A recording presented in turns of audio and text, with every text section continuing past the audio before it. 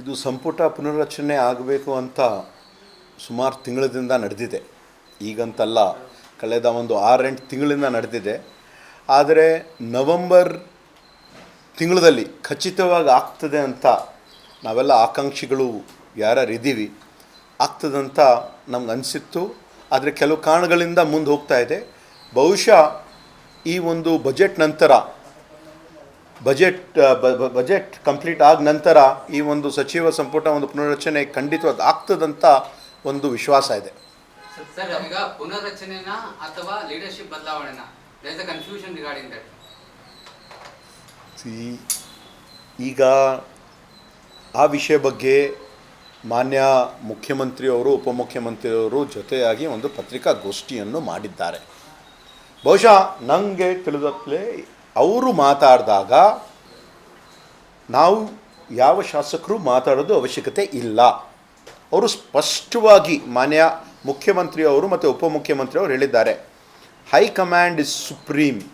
High command ತೀರ್ಮಾನ ಏನು ಮಾಡ್ತಾರೆ ಅದಕ್ಕೆ ನಾವು ಬದ್ಧರಾಗಿದ್ದೀವಿ ಅಂತ ಅವ್ರು ಹೇಳಿದ್ದಾರೆ.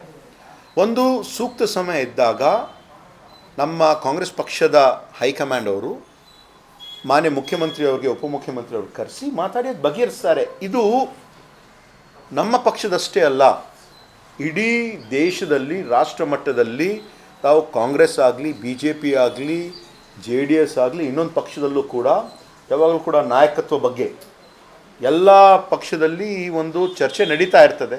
ಅಧಿಕಾರ ಇದ್ದಾಗ, ಒಂದು ಜವಾಬ್ದಾರಿ ಇದ್ದಾಗ ಇದು ಬಂದೇ ಬರ್ತದೆ.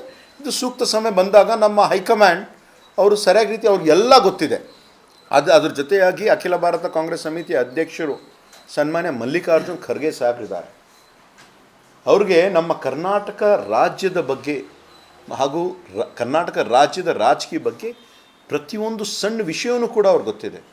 ಒಂದು ಒಳ್ಳೆಯ ರೀತಿಯಿಂದ ಅವರಾಗಲಿ, ಸನ್ಮಾನ್ಯ ರಾಹುಲ್ ಗಾಂಧಿ ಅವರಾಗಲಿ, ಶ್ರೀಮತಿ ಸೋನಿಯಾ ಗಾಂಧಿ ಅವರಾಗಲಿ ಒಂದು ಒಳ್ಳೆಯ ರೀತಿಯಿಂದ ತೀರ್ಮಾನ ತಗೊಳ್ತಾರೆ. ಸರ್, ಈಗ ಒಂದು ಕಡೆ MLCಗಳು ಪತ್ರ ಬರೆದಿದ್ದಾರೆ ಹೈಕಮಾಂಡ್ಗೆ, ಮತ್ತೊಂದು ಕಡೆ MLAಗಳು ಕೂಡ ಪತ್ರ ಬರೆದಿದ್ದಾರೆ. ಆ ಹೈಕಮಾಂಡ್ ಮಟ್ಟದಿಂದ ಏನಾದ್ರು ವಿಶೇಷ ನಮಗೂ ಕೂಡ ಸಚಿವ ಸ್ಥಾನ ಬೇಕು ಅಂತ ಮುಂದಿಟ್ಟಿದ್ದಾರೆ? ನೋಡ್ರಿ, ಪ್ರಜಾಪ್ರಭುತ್ವದಲ್ಲಿ ಜನಪ್ರತಿನಿಧಿಗಳು ಆಯ್ಕೆ ಆದಾಗ ಮೊದಲ ಬಾರಿ ಆದ್ರೂ ಅಷ್ಟೇ, ನೀವು 8 ಬಾರಿ ಗೆದ್ರೂ ಕೂಡ ಅಷ್ಟೇ, ಎಲ್ಲರಿಗೂ ಕೂಡ ಒಂದು ಅವಕಾಶ. ಇವತ್ತು ತಾವು ನೋಡ್ತಾ ಇದ್ದೀರಿ, 8 ಬಾರಿ ಆಯ್ಕೆ ಆಗಿರುವಂಥ RV ದೇಶಪಾಂಡೆ ಸಾಹೇಬರು ಅವರು ಕೂಡ ವಿವಿಧ ಖಾತೆಯ ಸಚಿವರಾಗಿ ಅವ್ರಿಗೆ ಅವಕಾಶ ಸಿಕ್ಕಿರಲಿಲ್ಲ. ಮತ್ತು ಮೊದಲನೇ ಬಾರಿ ಆಗಿದ್ದವರು ಕೂಡ ಸುಮಾರು 38 ಜನ ಇದ್ದಾರೆ. ಅವರು ಕೇಳಿದಲ್ಲಿ ಏನು ತಪ್ಪಿಲ್ಲ, ಅರ್ಹರು ಯಾರಿದ್ದಾರೆ ಅಂತ ಅವರು ಒಂದು ತೀರ್ಮಾನ ತಗೊಳ್ತಾರೆ. ಅದ್ರ ಜೊತೆಯಾಗಿ ತಾವು ಏನು ಹೇಳ್ತಾ ಇದ್ದೀರಿ, ಇವಾಗ MLC ಅವರು ಕೂಡ ಇವತ್ತಿನ ದಿವಸ ಮಂತ್ರಿ ಸ್ಥಾನ ಕೇಳಬಹುದು, ಅದರಲ್ಲೇನು ತಪ್ಪೇನಿಲ್ಲ. ಮೊದಲ ಬಾರಿ ಆಗಿರ್ಬೋದು, 2ನೇ ಬಾರಿ ಆಗಿರ್ಬೋದು, 3ನೇ ಬಾರಿ ಆಗಿರ್ಬೋದು, 4ನೇ ಬಾರಿ ಆಗಿರ್ಬೋದು, ಭಾಳಷ್ಟು ಜನ ಆಕಾಂಕ್ಷಿ ನಮ್ಮಂಥವ್ರು ಇರ್ತಾರೆ. ಅದೇ ಕೊನೆಯದಾಗಿ ಈ ಒಂದು ಮ್ಯಾಕ್ಸಿಮಮ್ ನಾವು 15% ಅಂದರೆ 34 ಜನಕ್ಕೆ ತೊಗೊಳ್ಬೋದು. 34 ಬಿಟ್ಟು ನಾವು ಹೆಚ್ಚಿನ ಒಂದೂ ತೊಗೊಳಕ್ಕೆ ಸಾಧ್ಯ ಇಲ್ಲ. ಈ ಒಂದು 34ರಲ್ಲಿ ಎಷ್ಟು ಹೊಸಬ್ರಿಗೆ ತೊಗೊಳ್ತೀವಿ, ಎಷ್ಟು ಹಳೆಬ್ರಿಗೆ ತೊಗೊಳ್ತೀವಿ, ಎಷ್ಟು MLC ಅವ್ರು ತೊಗೊಳ್ತೀವಿ, ಎಷ್ಟು ಮಂದಿಗೆ ನಾವು ಡ್ರಾಪ್ ಮಾಡ್ತೀವಿ, ಎಷ್ಟು ಮಂದಿಗೆ ಹೊಸಕ್ಕೆ ತೊಗೊಳ್ತೀವಿ ಅಂತ ಇದು ಎಲ್ಲ ತೀರ್ಮಾನವನ್ನು ಪಕ್ಷದ ನಮ್ಮ ಹೈಕಮಾಂಡ್, ನಮ್ಮ ವರಿಷ್ಠರು ತೊಗೊಳ್ತಾರೆ. ಅದಕ್ಕೆ ನಾವು ಭದ್ರಾಗಿರಬೇಕು. ಈಗ CM DCM ಹೇಳಿದ್ಮೇಲೆ ನಾವು ಯಾರು ಮಾತಾಡಬಾರ್ದು ಅಂತ ನೀವು ಹೇಳ್ತೀರಾ ಸರ್? ತಡರಾತ್ರಿ ಮಾಗಡಿ ಬಾಲಕೃಷ್ಣ ಅವ್ರ ನೇತೃತ್ವದಲ್ಲಿ ಒಂದು 20 ಜನ ಶಾಸಕರು ಡಿನ್ನರ್ ಮೀಟಿಂಗ್ ಮಾಡಿದ್ದಾರೆ ಸರ್. ಹೈಕಮಾಂಡ್ ಅವ್ರು ಕ್ಲಾರಿಟಿ ಕೊಡಬೇಕು ಅಂತ ಒತ್ತಾಯ ಮಾಡಿದ್ದಾರೆ. ಡಿನ್ನರ್ ಮೀಟಿಂಗ್ ಆಗೋದು ಹೊಸದೇನಲ್ಲ. ನಾವು ಕೂಡ ಸುಮಾರು ಬಾರಿ lunch meeting, breakfast meeting, dinner meeting ನಾವೆಲ್ಲರೂ ಕೂಡ ಮಾಡ್ತೀವಿ. ಎಲ್ಲರೂ ಜೊತೆಯಾಗಿ ನಾವು ಮಾಡಿರ್ತೀವಿ. ಅದು ಈಗಂತಲ್ಲ, ಮೊದಲಿಂದ ಅದು ನಡ್ಕೊಂಡು ಬಂದಿದೆ. ಇವಾಗ 20 ಜನ ಸೇರಿ ಅವರು ಒಂದು ಕ್ಲಾರಿಟಿ ಬೇಕು ಅಂತ ಅವರು ಹೇಳ್ತಾ ಇದ್ದಾರೆ. ಅದು ಅವ್ರ ಸ್ವಂತ ಅಭಿಪ್ರಾಯ. ಪ್ರಜಾಪ್ರಭುತ್ವದಲ್ಲಿ ಪ್ರತಿಯೊಬ್ಬರದ್ದು ಒಂದು ಅಭಿಪ್ರಾಯ ಇರ್ತದೆ, ಪ್ರತಿಯೊಬ್ಬರದ್ದು ಒಂದು ಇಚ್ಛೆ ಇರ್ತದೆ, ಈ ಥರ ಆಗಬೇಕು, ಆ ಥರ ಆಗಬೇಕು. ಆದರೆ ಎಲ್ಲರೂ ಕೂಡ, ಬಹುಶಃ ಬಾಲಕೃಷ್ಣ ಅವರೇ ಕೂಡ ಹೇಳಿದ್ದಾರೆ, ಹೈಕಮಾಂಡ್ ಏನು ಹೇಳ್ತಾರೆ ಆ ಒಂದು ತೀರ್ಮಾನಕ್ಕೆ ನಾವು ಬದ್ಧರಾಗಿದ್ದೀವಿ ಅಂತ ಹೇಳಿದ್ದಾರೆ.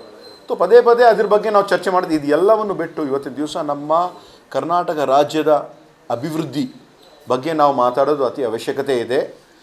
ಗ್ಯಾರಂಟೀಸ್ ಯಾವೊಂದು ರೀತಿಯಿಂದ ಸುಮಾರು 1,20,000 ಕೋಟಿ ಹಳ್ಳಿಯಲ್ಲಿರ್ತಕ್ಕಂಥ ಕಟ್ಟೆ ಮನುಷ್ಯನಿಗೆ ಮುಟ್ತಕ್ಕಂಥ ಕೆಲಸ ನಮ್ಮ ಸರ್ಕಾರ ಏನು ಮಾಡ್ತಾ ಇದೆ ಅದರ ಬಗ್ಗೆ ತಾವೂ ಕೂಡ ಸ್ವಲ್ಪ ಹೆಚ್ಚಿನ ಒಂದು ಮಾಹಿತಿ ಜನರಿಗೆ ನೀಡಿದರೆ, ಯಾಕಂದರೆ ಇವತ್ತು ಸುಮಾರು ಗೃಹಲಕ್ಷ್ಮಿ ಆಗಲಿ, ಗೃಹಜ್ಯೋತಿ ಆಗಲಿ, ಯುವನಿಧಿ ಆಗಲಿ, ಶಕ್ತಿ ಯೋಜನೆ ಆಗಲಿ, ಅನ್ನಭಾಗ್ಯ ಆಗಲಿ, ನಮ್ಮ ಕಲ್ಯಾಣ ಕರ್ನಾಟಕ ಭಾಗದಲ್ಲಿ ಇರ್ತಕ್ಕಂಥ ಕಳೆದ ಒಂದು 30 ತಿಂಗಳಲ್ಲಿ 13,000 ಕೋಟಿ ನಮ್ಮ ಕಲ್ಯಾಣ ಕನ್ನಡದ ಭಾಗದ ಒಂದು ಅಭಿವೃದ್ಧಿಗಾಗಿ ಮತ್ತು ಪ್ರತಿಯೊಂದು ಕ್ಷೇತ್ರಕ್ಕೆ ಮಾನ್ಯ ಮುಖ್ಯಮಂತ್ರಿಯವರು ತಲಾ ಕಾಂಗ್ರೆಸ್ ಆಗಲಿ, BJP ಆಗಲಿ, JDS ಅವರಾಗಲಿ ಎಲ್ಲರಿಗೂ ಕೂಡ ಸುಮಾರು 25ರಿಂದ 50 ಕೋಟಿ ಅಭಿವೃದ್ಧಿಗಾಗಿ ಏನು ನೀಡಿದ್ದಾರೆ, ಅದರ ಬಗ್ಗೆ ಮಾತಾಡಿದ್ರೆ ಸೂಕ್ತ ಅಂತ ನಂಗೆ ಅನಿಸ್ತದೆ. ಬಟ್ ಅದೇ ವಿಚಾರವಾಗಿ CM ಆಗಿರ್ಬೋದು ಅಥವಾ DCM ಆಗಿರ್ಬೋದು ನಮಗೆ ಬರ್ಡನ್ ಆಗ್ತಾ ಇದೆ ಅಂತ ಸ್ಟೇಟ್ಮೆಂಟ್ ಕೊಟ್ಟಿದ್ದಾರೆ.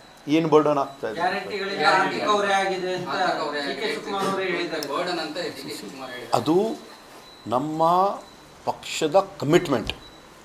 ಕರ್ನಾಟಕ ರಾಜ್ಯದ 7 ಕೋಟಿ ಜನಸಂಖ್ಯೆ ಏನಿದೆ ಅವ್ರಿಗೆ ನಾವು ಮಾಡಿರುವಂಥ ಒಂದು ಕಮಿಟ್ಮೆಂಟ್. ನಮ್ಮ ವಿರೋಧ ಪಕ್ಷದವರು ಚುನಾವಣೆ ಆದ ತಕ್ಷಣ ಮತ್ತು ಚುನಾವಣೆಗಿಂತ ಪೂರ್ವಕವಾಗಿ ಅವ್ರು ಹೇಳಿದ್ರು ಯಾವ ಒಂದು ಗ್ಯಾರಂಟಿಯು ಅನುಷ್ಠಾನ ಆಗಲ್ಲ. ಇವಾಗ ನಮ್ಗೆ ಗೊತ್ತಿದೆ ಸ್ವಲ್ಪ ಈ ಗ್ಯಾರಂಟಿಯಿಂದ ಸ್ವಲ್ಪ ಅಭಿವೃದ್ಧಿಯಲ್ಲಿ ಸ್ವಲ್ಪ ನಮಗೆ ತೊಂದರೆ ಆಗ್ತಾಯಿದೆ. ಆದ್ರೂ ಕೂಡ ನಮ್ಮ ಮಾನ್ಯ ಮುಖ್ಯಮಂತ್ರಿಯವರು ಫಿಸ್ಕಲ್ ಡೆಫಿಸಿಟನ್ನು ನೋಡಿ ಹೆಚ್ಚಿನ ಒಂದು ಲೋನ್ಸ್ ಎಲ್ಲ ತಗೊಳ್ಳದೆ ಜನರಿಗೆ ಅನುಕೂಲ ಆಗ್ತಕ್ಕಂಥ ಒಂದು ಕೆಲಸ ಕಾರ್ಯಗಳನ್ನು ನಾವು ತೊಡಗಿದ್ದೀವಿ. ನಾವು ಕರ್ನಾಟಕ ರಾಜ್ಯದ ಜನರ ಅಭಿವೃದ್ಧಿಗಾಗಿ ನಾವು ಬದ್ಧರಾಗಿದ್ದೀವಿ.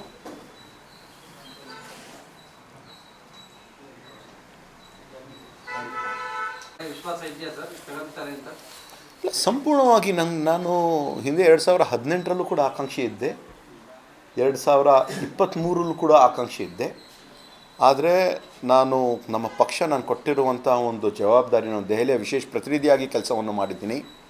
ಸುಮಾರು ಅಪೋಸಿಷನಲ್ಲಿ ಪಕ್ಷದ ಒಂದು ಮುಖ್ಯ ಸಚೇತಕನಾಗಿಯೂ ಕೂಡ ಕೆಲಸ ಮಾಡಿದ್ದೀನಿ. ಇವತ್ತು ಕಲ್ಯಾಣ ಕರ್ನಾಟಕ ಅಭಿವೃದ್ಧಿ ಮಂಡಳಿಯ ಒಂದು ಜವಾಬ್ದಾರಿ ಏನು ಕೊಟ್ಟಿದ್ದಾರೆ, ಅದರಲ್ಲೂ ಕೂಡ ವಿವಿಧ ಹೊಸ ಕಾರ್ಯಕ್ರಮಗಳಾಗಿರುವಂಥ ಅಕ್ಷರ ಆವಿಷ್ಕಾರ, ಆರೋಗ್ಯ ಆವಿಷ್ಕಾರ, ಉದ್ಯೋಗ ಆವಿಷ್ಕಾರ, ಅರಣ್ಯ ಆವಿಷ್ಕಾರ, ಅಲ್ಪಸಂಖ್ಯಾತರ ಅಭಿವೃದ್ಧಿ, ಹಿಂದುಳಿದ ವರ್ಗದ ಅಭಿವೃದ್ಧಿ, ಶೋಷಿತ ಜನಾಂಗದ ಅಭಿವೃದ್ಧಿ, ಪ್ರಜಾಸೌಧ, ಜಲಭಾಗ್ಯ ಮತ್ತು ಹಲವಾರು ಇಂಡಸ್ಟ್ರಿಯಲ್ ಹಬ್ ಆಗಲಿ, ಕರೆಕ್ಟ್ ಮೈನರ್ ಇರಿಗೇಷನ್ ಪ್ರಾಜೆಕ್ಟ್ಸ್ ಆಗಲಿ, ರೈತರಿಗೆ ಹಲವಾರು ಯೋಜನೆಗಳನ್ನು ಮಾಡಿದ್ದೀನಿ. ಇದೆಲ್ಲವನ್ನು ನಮ್ಮ ದೆಹಲಿಯಲ್ಲಿರ್ತಕ್ಕಂಥ ವರಿಷ್ಠರು, ರಾಜ್ಯದಲ್ಲಿರ್ತಕ್ಕಂಥ ವರಿಷ್ಠರು ಗಮನದಲ್ಲಿಟ್ಕೊಂಡು ನನಗೆ ಅವಕಾಶ ಕೊಡ್ತಾರೆ ಅಂತ ಒಂದು ಸಂಪೂರ್ಣವಾದ ಒಂದು ವಿಶ್ವಾಸ ಇದೆ.